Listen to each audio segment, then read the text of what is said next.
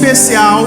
E já que é um domingo especial, é um domingo de celebração, eu peço que você olhe para a pessoa do seu lado e capriche aí no seu sorriso para ele, mesmo que ele não veja os seus dentes. Capricha aí, diga para ele que bom que você está pertinho de mim hoje. Olha para a pessoa do seu outro lado, se essa você já falou hoje, olha para o outro lado e diga para ela: essa noite vai marcar a sua vida. Avisa ela aí. Se tem alguém que está sozinho, grita para ele ouvir: obrigado por estar perto de mim hoje.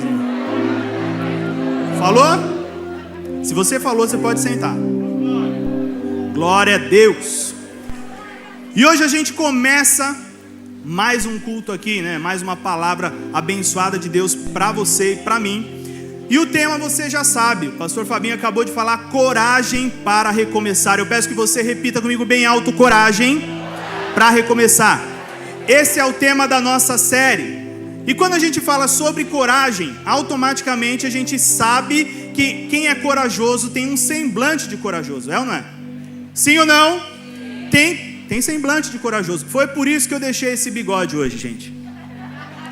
Minha cara de mal aqui, ó. Tem gente que fala que eu sou corajoso por deixar bigode, entendeu? Acontece também. Mas quando a gente fala de coragem, a gente sabe que existem níveis de coragem. E o meu nível de coragem pode ser diferente do seu. Se eu tivesse que perguntar para você hoje, por que é que você se considera corajoso, você conseguiria me contar? Sim ou não?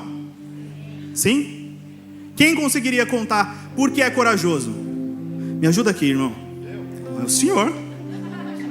O senhor sempre está por aqui. Eu enfrentava tudo que precisasse. Enfrentava. Assim, uma guerra, qualquer coisa assim que fosse a favor da gente vencer, a gente enfrentava. Glória a Deus. Aleluia. Depois dessa, eu estou me sentindo mais seguro de estar aqui com ele, não tá? Você está sentindo isso também? Glória a Deus por isso. Mas se eu perguntasse para outras pessoas por que é que você se sente orgulhoso aí pela sua coragem, tem gente que diria para mim que é orgulhoso pela sua coragem porque consegue subir em lugares muito altos sem ter medo. Tem gente que sobe em escada de um jeito rápido. O Rubivan está aqui. O Rubivan é um dos caras mais rápidos que eu já vi subir em escada. E ele sobe como se nada tivesse acontecendo. Eu, para subir aqui, gente, já é um parto. Já é um parto. Porque existem níveis diferentes. Tem pessoas que, se eu colocar uma caixa aqui cheia de bicho dentro e não contar que bicho é e falar enfia a mão dentro, tem pessoas que conseguem enfiar a mão numa boa. Tem alguém aqui que consiga enfiar a mão? Então, nós temos uma caixa aqui. Não, é brincadeira. O pessoal já fica meio assim. Mas a questão é que existem níveis de coragem e cada um enxerga o seu nível de uma forma diferente. Mas o resumo de coragem diz respeito que se você tem coragem, você ultrapassa os seus limites. E se você ultrapassa seus limites, você tem condições de vencer. Por isso, hoje, o spoiler já está aqui e nós vamos falar sobre coragem para vencer. Repete para essa pessoa do seu lado: coragem para vencer. Quando você fala de ter coragem, você fala de ter coragem em todas as áreas. E quando você é corajoso, você passa por cima de limitações e isso te abençoa em todas as áreas. Quer ver? Segue aqui comigo. Existe a coragem pessoal, para a sua vida pessoal, para a sua área particular. Sabe quando você tinha um crush em alguém? Ô louco! Sabe ou não sabe? E quando você chegava perto dessa pessoa, seu coração disparava.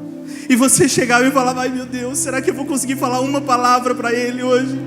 E aí você só falava: tudo bem. Era o suficiente para o seu coração quase sair pela boca. Mas você tinha que ter coragem para dar esse passo. Eu sempre conto isso, talvez eu já tenha contado isso para você. Mas quando eu comecei a falar com a pastora Thalita, eu já estava de olho. Já estava apaixonado aqui dentro. E aí teve uma reunião de jovens e eu fui para fora correndo esperar ela passar por mim, simplesmente para falar uma frase para ela. Sabe o que eu fiz, gente? Peguei meu celular e fiquei fingindo que estava mexendo no celular. Celular, para quem não lembra, na época não tinha WhatsApp, não tinha Facebook, não tinha Instagram, não tinha nada, não servia para nada um celular, era só para ligar. E eu mexendo como se alguém tivesse me ligado. Tudo para quê? Para que ela passasse e eu falasse: oi, tudo bem? E, gente, eu treinei muito em casa para falar isso. Coragem. Eu tive coragem para dar um passo e isso funcionou, gente. Olha aqui, eu posso dar testemunho, funciona. Quando você tem coragem, você passa do seu limite para poder viver algo especial. Isso vale também, por exemplo, na sua vida financeira. Quando você chega numa casa, você vai ver um apartamento, você olha aquele lugar, seu coração, como diz a bispa, bateu todos os sininhos, você se apaixonou pelo lugar, e aí o cara fala para você, você vai ter que entrar num financiamento de 30 anos. E você fala, eu tenho coragem para entrar, eu tenho coragem para pagar o aluguel, mas para ser feliz. Se você tem coragem, você passa do seu limite e vive o melhor do Senhor. Isso serve também para o espiritual. Quantas vezes a gente não pede para Deus, Deus, eu quero ser usado por Ti, eu quero fazer milagre, e numa situação como aconteceu agora há pouco, Deus está falando de um mover para cura, existe uma pessoa do seu lado enferma, e você não tem coragem de colocar a mão sobre ela e determinar a cura. Quem tem coragem, vive o sobrenatural. Agora a questão é que muitas vezes a gente começa a querer medir a nossa coragem. E o resumo do que é coragem é o seguinte: coragem é a capacidade de agir apesar do medo, da intimidação. Quando você olha isso no dicionário, você percebe que quem é corajoso não é quem não tem medo, mas quem é corajoso é aquele que passa por cima do medo para viver algo especial. A gente pode olhar isso nos animais. Se você olhar um bichinho, ele pode ter medo. Mas quando ele sente, ele tem um instinto de natureza, de sobrevivência ali, ele passa do limite do medo para agir. Se você pegar um passarinho que fica lá no ninho, em cima da árvore, e ele está no quentinho, está no confortável, mas se ele cair daquele ninho, o que ele vai fazer? Morrer simplesmente? Não. O instinto dele de sobrevivência faz com que ele bata as asas e ele voe. Isso porque ele tem coragem de ousar. Coragem porque ele já viu o papai e a mamãe dele voando, e ele entende que se ele bater as asas, ele tem a chance de voar também. Só que para o ser humano isso funciona de uma forma diferente. Além do instinto de sobrevivência, a gente tem os nossos pensamentos, nós somos racionais. E esses pensamentos fazem com que a gente entenda que algo ruim pode acontecer, e esse medo nos trava na nossa caminhada. Esse é o maior problema, porque o medo travando você, você não consegue enxergar que algo especial pode acontecer. E talvez nesse período de pandemia, a gente pode falar sobre algo que tem acontecido para nós mesmos ou perto de nós, mas quantas pessoas tiveram que ousar, que ter coragem de se reinventar para sobreviver nesse período? Você conhece alguém assim? Eu conheço um monte. E por que isso aconteceu? Porque a pessoa teve coragem de se reinventar. O instinto de sobrevivência fez com que ela mudasse a direção do que ela estava acostumada, saísse da zona de conforto para poder sobreviver de uma forma especial. Quer um exemplo melhor? O apóstolo conta sempre uma história aqui há muitos anos, e eu amo essa história. É uma história de uma vaquinha. Você conhece a história da vaquinha? Eu vou contar de novo para você, mesmo você já conhecendo. Existia uma cidade, existia um homem que entrou no trem, e ele foi de um lado até um outro lado muito distante dentro desse trem, e o trem quebra no meio do caminho. Ele teve que descer do trem, e o cara fala para ele, vai demorar um dia para consertarem o trem. Ele fala, bom, então tá bom, eu vou descer, vou ficar aqui pela cidade e tal. E quando ele chega na cidade, ele vê uma cidade muito pequena, uma cidade que não tem casas grandes, tem pouca gente morando, não tem nada plantado, é uma cidade bem pobre, e ele olha tudo aquilo e conversa com as pessoas, quer descobrir qual o nome da cidade, por que a cidade é daquele jeito. E aí um dos moradores fala para ele assim, essa cidade é assim porque nós vivemos bem, com uma única fonte de renda. E qual é a fonte de renda? É uma vaquinha. E essa vaquinha, ela faz tudo pra gente. Tudo que nós comemos aqui vem da vaquinha. A gente toma o leitinho dela. Por isso a gente não tem muito dinheiro. Por isso a gente não passa desse limite. Só tem uma vaquinha para a cidade inteira. E aí o homem olhou aquilo e falou, meu Deus, uma vaquinha para sustentar todo mundo. Uma vaquinha sustenta todo mundo. Quando chegou a hora dele partir, dele voltar para o trem, ele olha e a vaquinha está na beirada de uma montanha. Ele vai lá até a vaquinha, olha aquela vaquinha, olha as pessoas, não tem ninguém perto dele. E ele pensa assim, eles vão viver assim para o resto da vida. Então eu vou tirar essa zona de conforto deles. Sabe o que ele faz? Empurra a vaquinha da montanha. E a vaquinha cai do precipício. E você pode falar já pensou a vaquinha rolando? Tadinha. Morreu a vaquinha.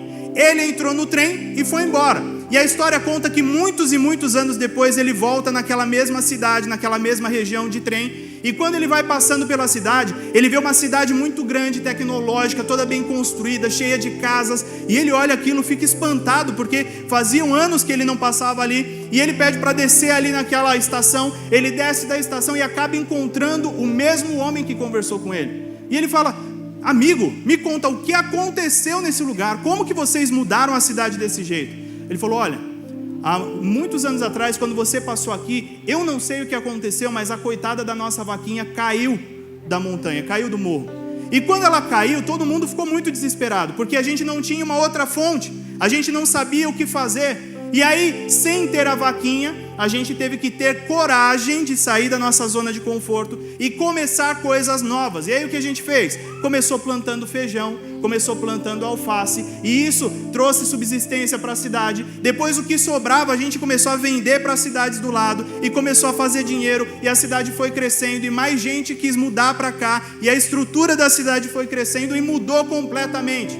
E para que essa história serve para nós? Porque muitas vezes a zona de conforto faz com que a gente fique estático no mesmo lugar, que a gente fique parado na mesma posição e não tenha coragem de agir. Só que tem um detalhe: muitas pessoas falam que coragem é uma coisa que você nasce com ou nasce sem, mas não é verdade.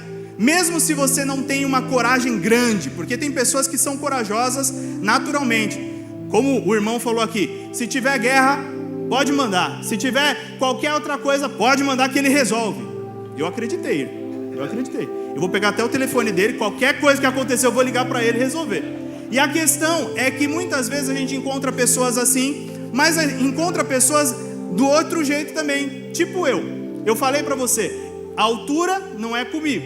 Esse negócio de colocar a mão na caixa com bicho, passo também. Eu não sou desse tipo. Mas quando ele entende que com a coragem dele ele consegue vencer obstáculos e chegar mais longe, eu, sem a minha coragem nessas áreas, eu consigo entender que se eu me esforçar, eu posso vencer os meus limites e eu vou alcançar vitória também. O que eu quero dizer para você é que muitas vezes a gente se trava naquela situação do medo. A gente se trava na situação de enxergar uma coisa que é muito grande, uma coisa que é muito difícil, e automaticamente eu abro mão da luta, eu abro mão da vitória, porque eu tenho medo. Eu não sei se já aconteceu com você, mas muitas vezes eu ia para parque de diversão e chegava no parque, eu via aqueles brinquedos enormes. Tem um negócio que é uma torre, você já viu essa torre? É um negócio imenso assim para cima.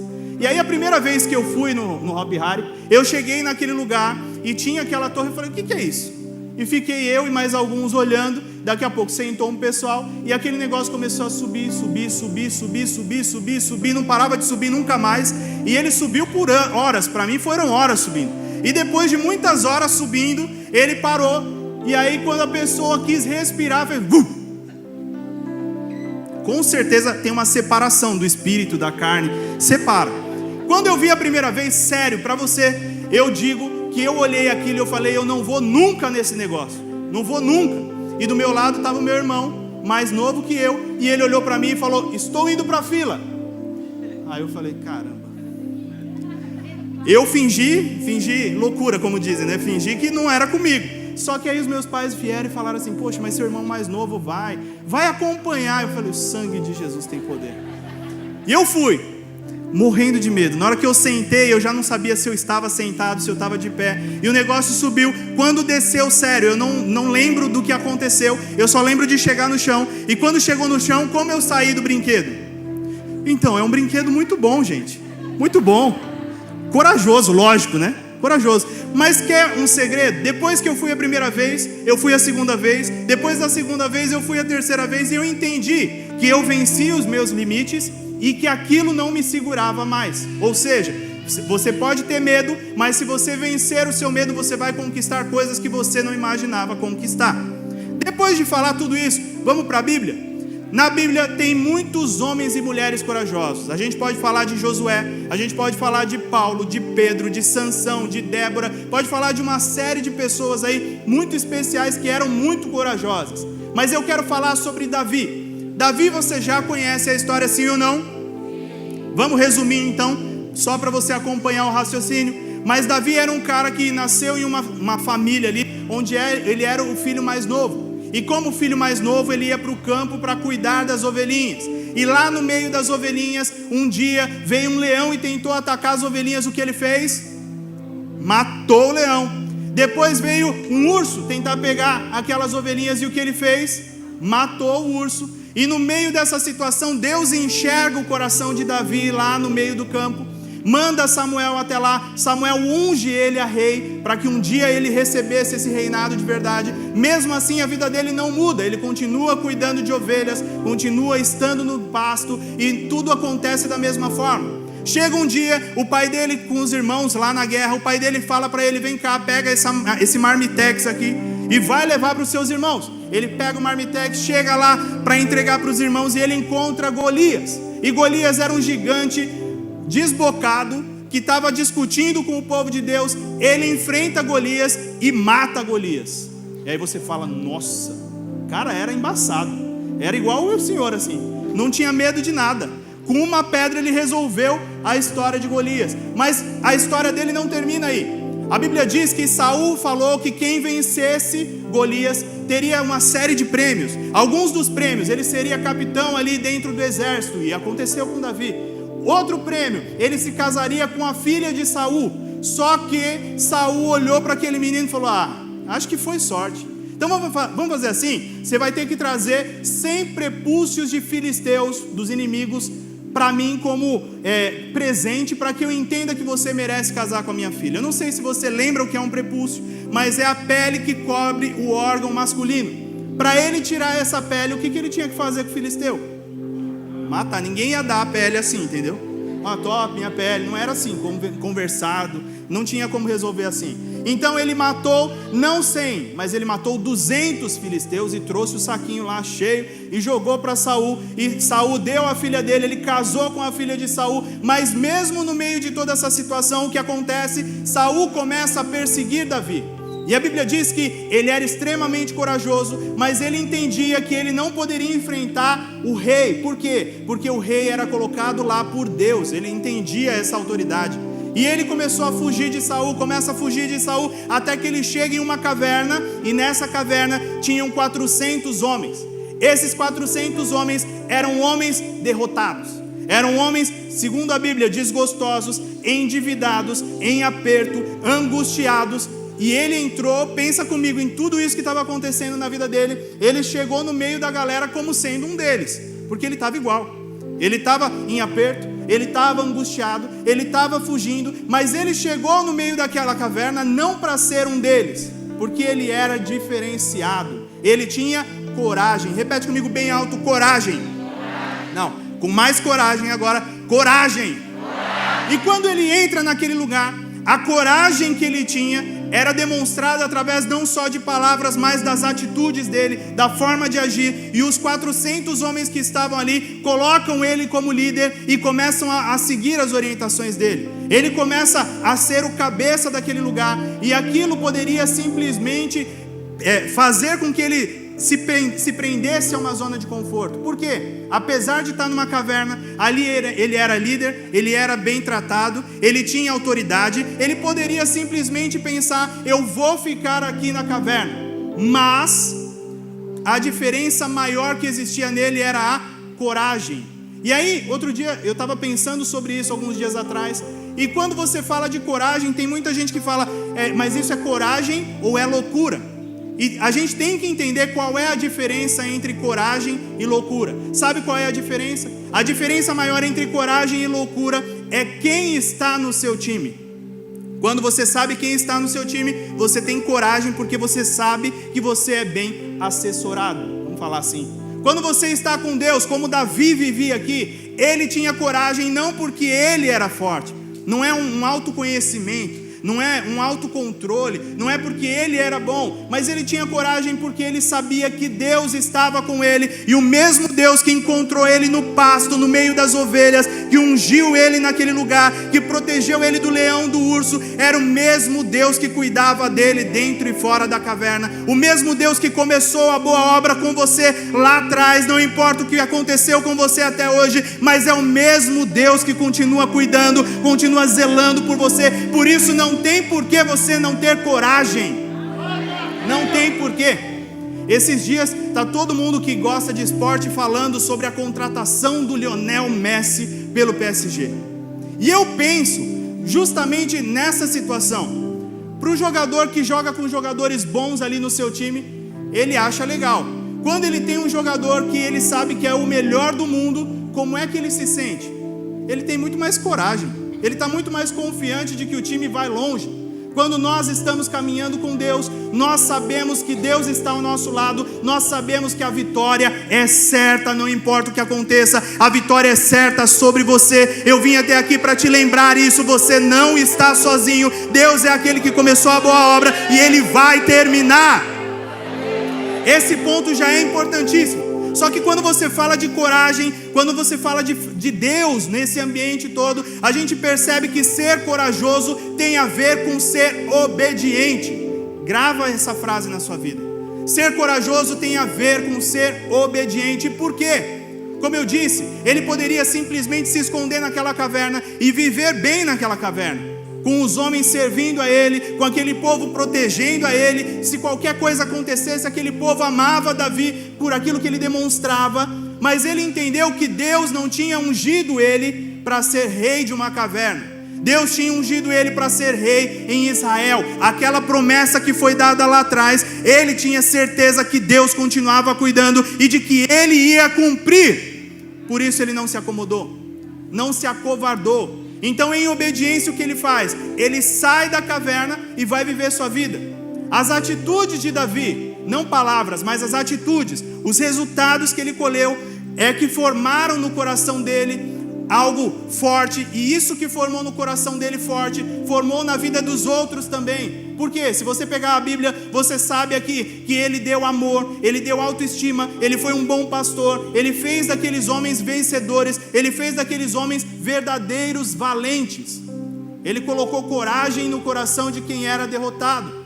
Pensa comigo, se os caras eram endividados, eram problemáticos daquela forma, eles enxergavam como sendo derrotados e estavam escondidos ali.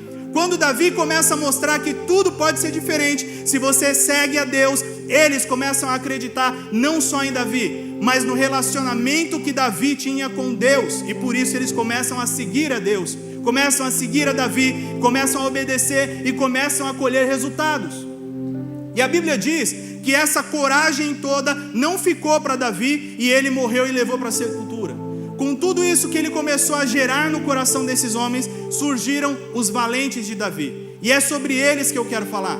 Quando você entende o que são os valentes de Davi, eles não eram homens qualquer coisa, entendeu? Qualquer relacionamento com Deus, qualquer intimidade com Davi. Eles eram homens que acreditavam realmente naquilo que eles estavam fazendo. Eram homens que lutaram muitas e muitas guerras para proteger Davi, para proteger o reinado, para proteger aquilo que Deus tinha estabelecido. E por quê? Porque eles eram corajosos. Eu não sei se você conhece os valentes de Davi, mas a Bíblia diz que do exército de Davi, que eram muitos, que não parava de crescer, daquele exército tinham 30 que eram os valentes de Davi. E esses 30 era como se fosse tropa de elite. Era uma elite completa naquele lugar. E eles tinham atitudes diferentes dos outros. Eles eram aqueles que guardavam o rei, que lutavam nas batalhas mais pesadas, porque eles eram realmente valentes, corajosos. Só que, além dos 30, a Bíblia fala que existiam 3. E esses eram superiores aos 30. Se a gente está falando que esses 30 já eram muito bons, você imagina o nível desses 3. Era um nível completamente diferente. Era um nível de profissionalismo, vamos falar assim. Era um nível de coragem muito alto. E quando a gente fala desses personagens, eles ensinam muito pra gente. Então, eu vou falar desses 3 homens e eu quero que você acompanhe aí em 2 Samuel capítulo 23. Livro de 2 Samuel capítulo 23. Você pode ir dando glória a Deus. Chegou aí? 2 Samuel capítulo 23, versículo 8, a gente vai falar sobre o primeiro homem. O primeiro aqui é Josebe-Basebete. Repete comigo, Josebe. Não, repete com coragem. Lembra da coragem? Josebe-Basebete. E a gente vê aqui no versículo 8: estes são os nomes dos poderosos ou valentes que Davi teve. Josebe-Basebete, filho de Taquemone, o principal dos capitães. Este era Adino, o esnita, que se opusera a 800 e os feriu de uma vez. Vamos resumir a história dele aqui.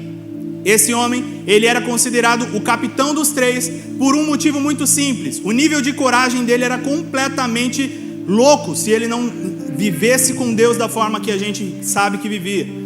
Aqui nesse trecho, nessa história, a gente vê que ele lutou uma guerra, e uma única guerra ele matou 800 inimigos. Como? Com uma única arma. Era uma lança, segundo algumas outras versões aí. E ele pegou aquela lança, empunhou a lança e não soltou até que a guerra terminasse. Ele venceu 800 homens em uma só guerra. É um nível de luta que talvez a gente fale, é impossível, só o Rambo conseguiria. Não, querido, isso aqui é fato real. E aqui a gente vê claramente que ele venceu os 800 homens, porque ele entendeu como agir com aquela ferramenta. Ele entendeu que aquela arma não era uma arma qualquer, e ele não tinha simplesmente um treinamento bom, mas ele era corajoso para exercer o treinamento dele, para lutar de uma forma completa. Eu pesquisei aqui como é que um homem corajoso como esse lutaria só com uma lança. E de várias e várias formas eles dizem que existem pessoas que conseguem sim lutar só com uma lança. Só que ele tem que ter a técnica aprimorada para lutar da forma certa. Por quê? Quem luta com uma lança, ele não pode permitir que o inimigo se aproxime dele. Ele tem que lutar a uma distância.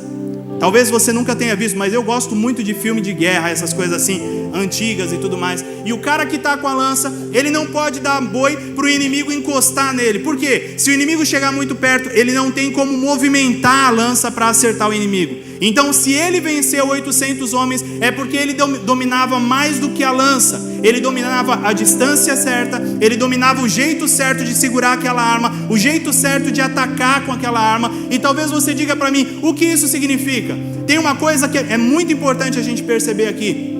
Ele era corajoso, mas ele ser corajoso não tirava ele das lutas. Talvez eu estou falando de coragem e você fala, eu sou corajoso, eu tenho Jesus, mas eu tenho passado por lutas. Esse cara, Josebe-Basebete, ele passava por lutas e olha o tamanho da luta que ele passou. Talvez fosse uma luta muito maior do que ele poderia vencer, mas ele entendeu que essa luta tinha que ser lutada da forma certa e ele chegou até o final. Talvez na nossa vida a gente não perceba isso, mas muitos inimigos tentam se aproximar de nós. E quais inimigos? A enfermidade, a falta de paz, a depressão, a dificuldade financeira. Esses inimigos, se eles encostam na gente, eles tocam no nosso sentimental, eles tocam na nossa alma, eles ferem aquilo que nós temos, e automaticamente, se ele entrar em você, ele fere você por dentro. Ferindo você por dentro, você se fragiliza e você se torna uma presa fácil. O que tem que acontecer então? Eu tenho que saber usar a minha lança, manter a distância para esse inimigo não se aproximar de mim. Como assim, pastor? Vamos dar um exemplo claro. Se eu quero manter a distância e ter vitória, a Bíblia diz que existe oração, que existe jejum, que existe leitura de palavra, e tudo isso é o quê? É agir antes que o inimigo haja. Eu não vou ficar esperando o inimigo agir contra mim para que eu possa revidar. Eu ajo primeiro, eu oro primeiro, eu faço campanha primeiro, eu libero palavras de vitória primeiro, porque automaticamente eu estou colocando a lança na distância certa, estou atingindo o inimigo da forma certa, e eu não vou ser tocado de forma nenhuma. Se a gente perceber isso, você percebe que a ferramenta certa já está nas suas mãos. Deus está com você, só que a gente precisa saber usar no momento certo. Não adianta a gente ter tudo isso e esperar simplesmente a gente ser abatido, a gente ser atingido. Se eu for atingido, de que serve uma lança na minha mão? Para nada. Eu tenho que agir antes, eu tenho que pensar naquilo que eu vou fazer antes. Porque a lança, ela não é considerada uma arma de contra-ataque, mas ela é considerada uma arma de ataque. Josebe-Basebete entendeu isso. E quando a gente percebe toda essa situação de luta, Talvez a gente fale assim, mas o que me garante a vitória?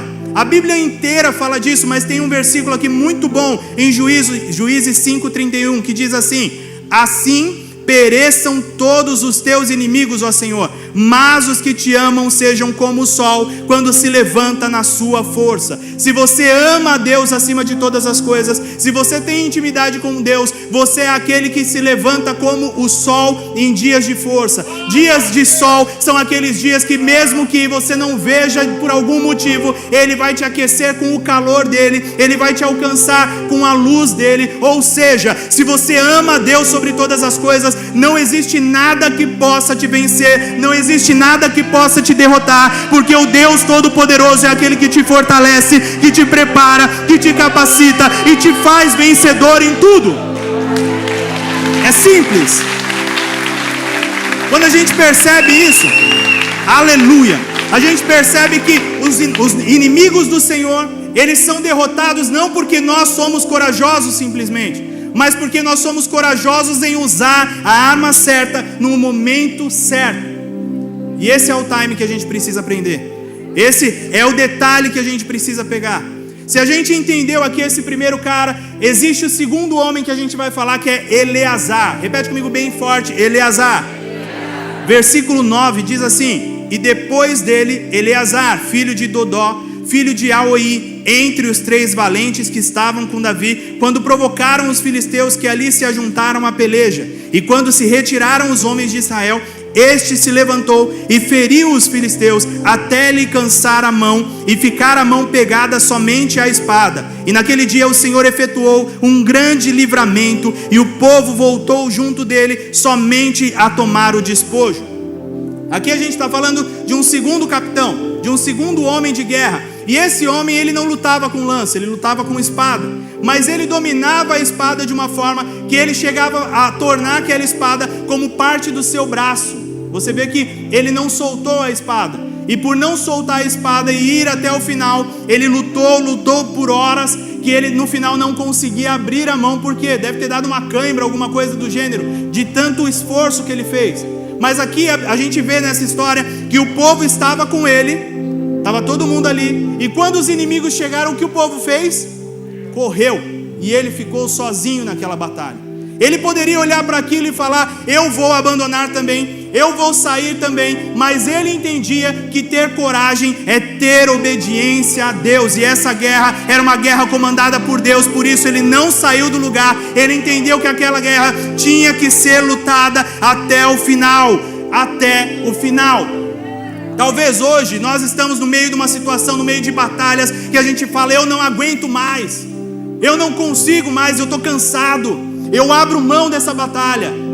Segundo o exemplo que a gente acabou de falar, esse homem estava sozinho, esse homem estava cansado, mas ele não abriu mão da batalha até chegar no final. Se você for até o final, não tem como você ser derrotado, querido. Você anda com Deus, você caminha com Deus, você é povo de Deus, por isso a vitória já é sua se você chegar até o final.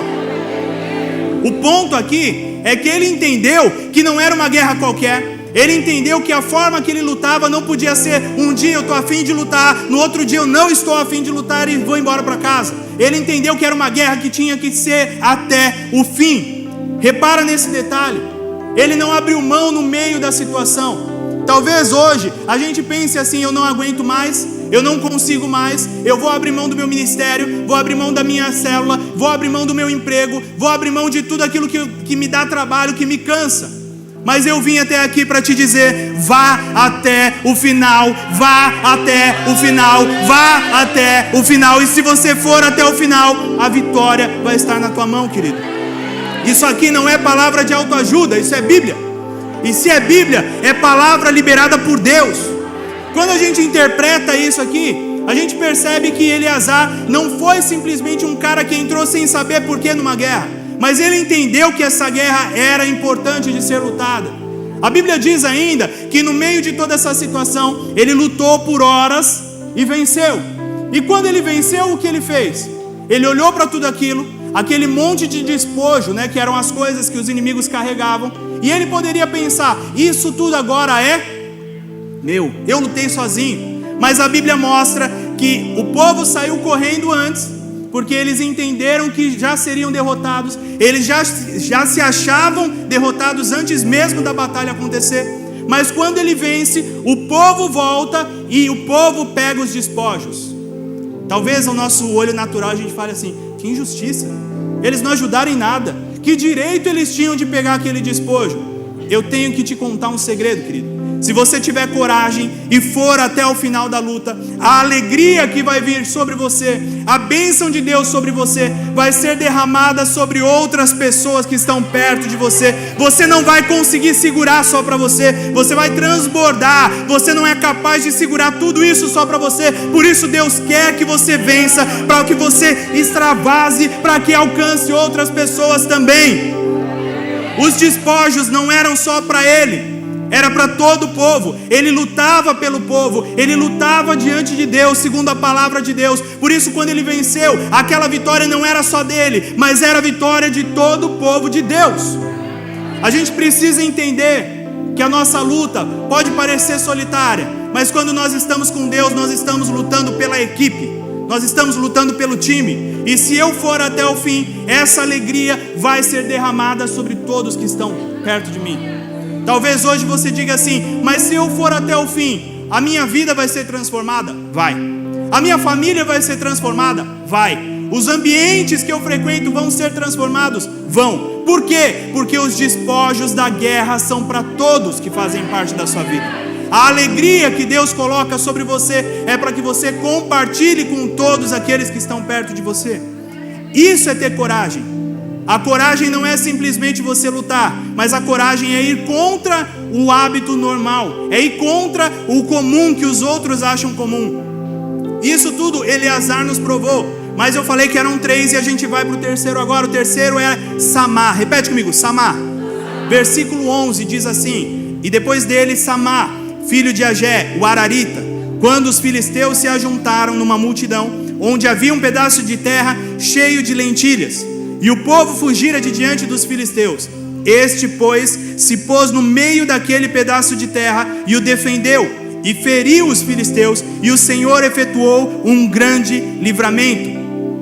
Essa luta aqui é a típica luta que a gente diz que já está perdida desde o começo. Pensa comigo, ele estava ali, a gente não sabe nem que arma que ele estava usando, mas ele estava em um campo de lentilha, um campo de plantação. E quando os inimigos chegaram, ele se posicionou naquele campo e não cedeu até o final. Talvez você olhe para isso e pense assim: o que valia o cara dar a vida por um campo de lentilha? Mas eu tenho que te contar um detalhe: não era só um campo de lentilha. O povo de Israel sofreu isso durante várias fases na Bíblia. E o que acontecia? Eles plantavam, quando chegava a época de colher, os inimigos iam lá e tomavam tudo deles, e eles saíam correndo e chorando. Eles cuidavam dos animaizinhos. Quando os animais chegavam na estatura certa de comer e tudo mais, os inimigos iam lá, pegavam todos os animais, e eles faziam o quê? Corriam e choravam novamente. A posição de Samá aqui não era simplesmente uma posição de defender o grão de lentilha, mas a posição dele era mostrar para todo e qualquer inimigo que a partir daquele momento existia um povo que estava disposto a lutar pelo campo de lentilha e por tudo aquilo que já era deles. Talvez na sua vida você tenha lutado por anos e você já está cansado, você já está pensando em largar a luta que você tinha pela sua família, pelo seu esposo, pela sua esposa, pelos seus filhos, e lá fora você ouve pessoas que agem como o resto do povo de Israel: sai correndo, não vale a pena dar sua vida pelo campo de lentilha. Mas eu digo para você: permanece na posição e luta a guerra que tem que ser lutada, porque se você permanecer na posição, tudo aquilo que está plantado naquele lugar vai estar na tua mão, você vai colher em abundância. Permanece na posição e luta pelos teus filhos, permanece na posição e luta pelo teu relacionamento, permanece na posição e luta pela tua empresa, pelo teu emprego, luta pelos projetos que você tem. Você tem que permanecer na posição. Quando a gente entende, glória a Deus, quando a gente entende um detalhe, é que talvez os outros olhassem para Samá e falassem: ele era corajoso até esse ponto, mas agora ele já ficou doido. Para que é que ele vai ficar sozinho no campo de lentilha? Ele se posicionou, porque ele entendia que aquele lugar era um lugar especial. Pensa comigo, se era um campo de lentilha, ali teve semente que foi plantada, que foi cuidada, que gerou fruto. Para os outros, talvez não valesse a pena, mas ele entendia muito mais do que a colheita. Ele entendia que aquilo foi um processo gerado. Talvez para os outros lá fora, os sonhos que estão no teu coração são simplesmente coisas que não aconteceram, mas você sabe o preço que foi colocar a semente, regar a semente, preparar o solo, e tá na hora de colher, você vai sair correndo e largar o teu sonho para trás? Eu vim até aqui para chamar a tua atenção nisso. Se você se posicionar e defender o teu sonho, chegou a hora de você colher o sonho, de você viver ele de uma forma especial, de você dar glórias a Deus por aquilo que você vai colher, e não simplesmente por aquilo que você plantou. Plantar é bom, mas colher é muito melhor.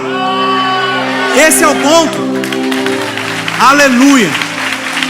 Talvez a gente não perceba dessa forma, mas se você se posiciona em uma decisão aí, se você se posiciona a lutar até o final, essa posição é que vai trazer grandes resultados. A Bíblia diz aqui que a posição dele trouxe grande livramento. Existem situações que, se nós não estivermos posicionados, a gente não vai perder simplesmente uma colheita, mas você vai perder todas as colheitas que você tinha planejado. Por quê? Como eu disse, para os inimigos que viam o povo de Israel, eles olhavam o povo como um povo fraco, como um povo que não tinha arma suficiente para lutar, como um povo que não tinha coragem. E quando eles foram até lá e foram derrotados por apenas um homem, imagina o comentário que rolou dos inimigos lá na casa deles depois. Se um cara fez todo esse estardalhaço, imagina se o povo de Israel se unisse, se levantasse e guerreasse contra nós. Por isso, eles se fecharam na casinha e não atacaram mais. Eles entenderam que existiam pessoas determinadas. Talvez hoje o inimigo ainda tente te alcançar, ainda tente te abater, mas depende da sua posição. Se você se posicionar, automaticamente ele vai enxergar em você um cristão diferente, um cristão que tem coragem não porque é corajoso simplesmente, mas um cristão que tem coragem porque caminha com o Deus Todo-Poderoso, porque caminha com aquele que fez os céus e a terra, porque caminha com aquele que te dá vitória todos os dias. E você será como o sol em dias quentes. A gente acabou de ler isso.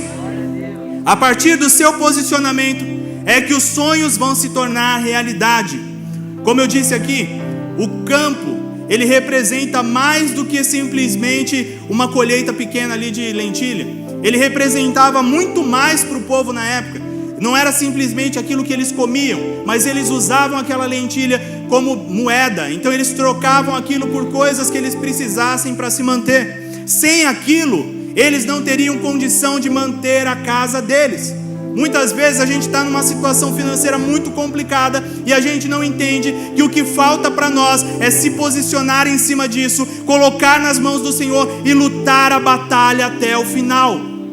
E o que é ter coragem numa situação dessa? Ter coragem numa situação dessa é fazer aquilo que talvez lá fora os outros digam que é ruim. Os outros dizem lá fora que não é normal. O que, por exemplo? Deus falou para você sair da sua empresa e abrir a sua própria empresa. Há quanto tempo Ele falou? Há quanto tempo Ele já te confirmou? E por que é que você continua no mesmo lugar, aguentando coisas que não deveria aguentar? Por que é que a gente tem coragem, mas a gente entra em relacionamentos errados que Deus já tinha falado para não entrar, e a gente entra mesmo assim? E Deus hoje fala: termine esse relacionamento que você está indo para o buraco, e mesmo assim eu mantenho esse relacionamento como se fosse uma coisa boa para mim. Pouco glória a Deus, né? Pouco glória a Deus. Muitas vezes a gente esquece de um detalhe: ter coragem é agir contra o comum. O comum é o quê? Mantém casa, depois você vê. Mantém no emprego que você está. Olha a situação que está difícil para todo mundo. Você tem um emprego ruim, mas pelo menos é um emprego. Querido, nosso Deus não é Deus assim. O nosso Deus não é Deus de pouco. O nosso Deus não é Deus de fazer o quê? Não, o nosso Deus é o Deus que criou todas as coisas. E se Ele te disse vai, vai. Se Ele te disse sai do lugar, sai do lugar. Se posicione com Deus e viva o melhor da terra. É isso. Quando a gente entende isso, aleluia, a gente percebe que nós somos vencedores não porque nós temos a coragem em nós, mas porque nós temos o melhor dos melhores capitães lutando a nossa guerra, querido. Não tem derrota com Deus. Aqui a gente falou sobre 3 homens diferentes.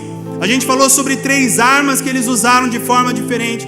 Foram 3 estratégias diferentes, mas os 3 tinham vitórias. Os 3 tiveram o nome marcado aqui como pessoas especiais. E essa determinação para vencer não foi simplesmente porque eles gostavam da luta, não foi simplesmente porque eles gostavam de Davi, mas foi porque eles entenderam que ser corajoso, ser valente com Deus é muito mais fácil.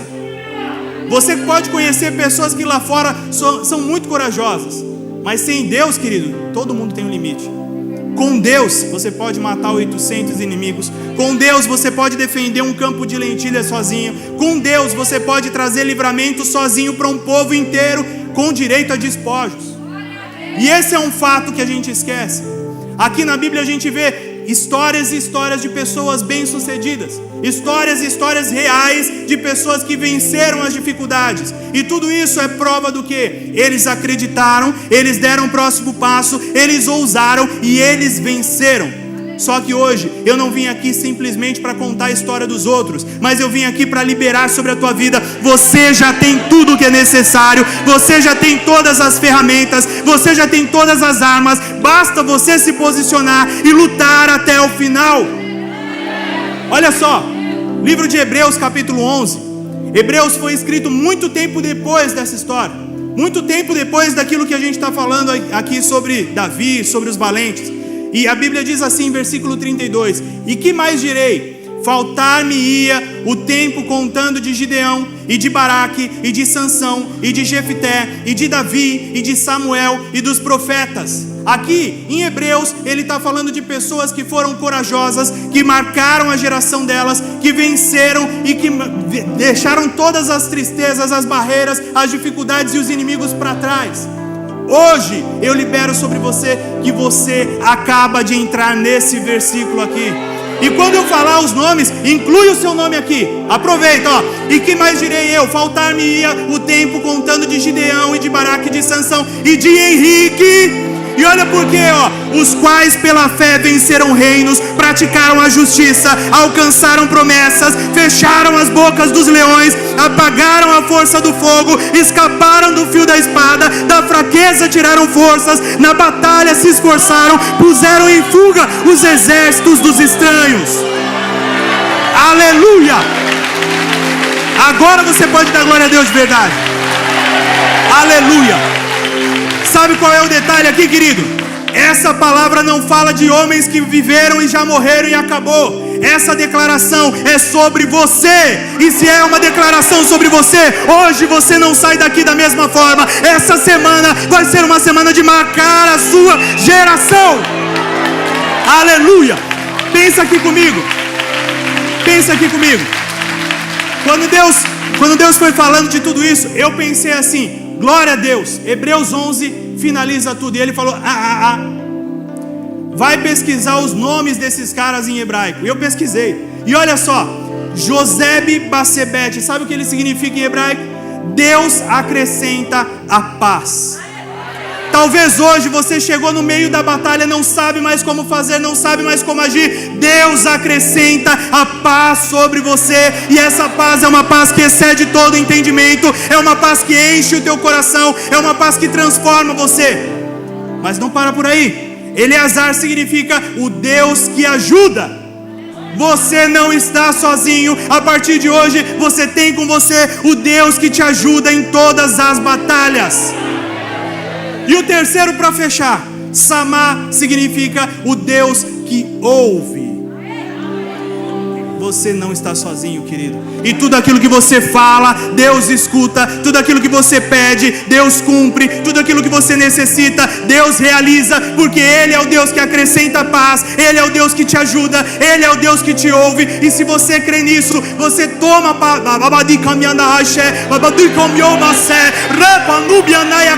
você toma posse dessa palavra liberada e vive o sobrenatural.